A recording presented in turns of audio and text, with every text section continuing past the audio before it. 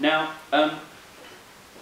I have defended the view that, sorry, if I could just read, just to summarise on the example, what we're attacking there when we attack if we do, the way that the Road Traffic Act in Section 1 defines the offence of causing death by dangerous driving, we're saying that the negligence or the foresight should have been as to the actual consequence. In this case, death. There should have been a danger of death. Well, there's much to be said for that view, and I take it Andrew will be defending that view very shortly. But I've defended the view that we can see blame for bringing about consequences in an extended or different way. I've defended the view that where the defendant intended to bring about some harm, well then it may be legitimate to hold that person responsible for bringing about the actual harm done, even if that exceeded, as it were, or the harm that was intended. Now, this view can be defended in two sorts of ways. It can be defended in a normative or quasi-normative way by saying that it's the intentional character of the action that counts, normatively speaking, and if you intended the attack, that carries in its wake, as it were, as a normative proposition, liability for certain unforeseen consequences.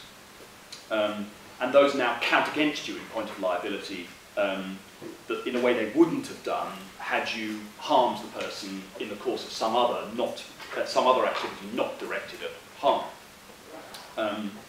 Now, strictly speaking, I suppose that argument would mean holding the defendant liable in the case of an intentional attack for any harmful consequences caused by the attack, whether brought about negligently or purely accidentally. And that's something which commentators have objected to as rather too harsh. Well, I'm not completely sold on the idea that responsibility for consequences must be, if it's going to be established, other than through the correspondence principle. I'm not completely sold on the idea that one has to establish it through a normative proposition. It might be established through a descriptive proposition. In other words, you might start with the normative proposition that there is something special about wrongdoing that was intended. It's wrongdoing that there are reasons not to engage in that are not the same as the reasons one has for preventing wrongdoing occurring as an unintentional byproduct of other conduct. There are special reasons not to do wrong intentionally. However, in that context, what a finding of intentional wrongdoing, as in the example of D assaulting V, what that does is to give a kind of special moral salience when it comes to thinking about the imposition of liability to other harmful consequences that one should have been thinking about in engaging in that wrongdoing. In short, it's easier morally, in an ascriptive sense, morally speaking, to argue in favour of liability for unforeseen consequences when there is the result of intended wrongdoing.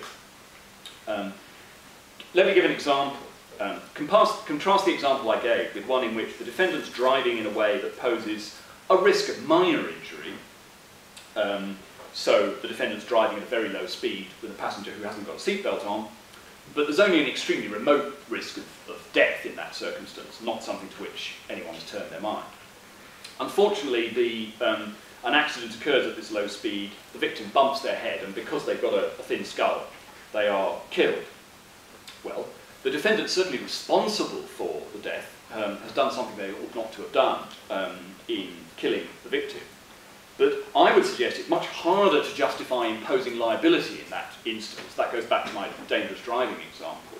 And it's harder because the defendant wasn't, in that case, intending to bring about any injury at all.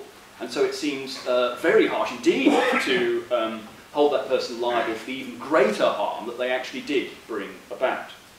But I think that it is easier to justify holding them liable for the greater harm when some harm was actually intended.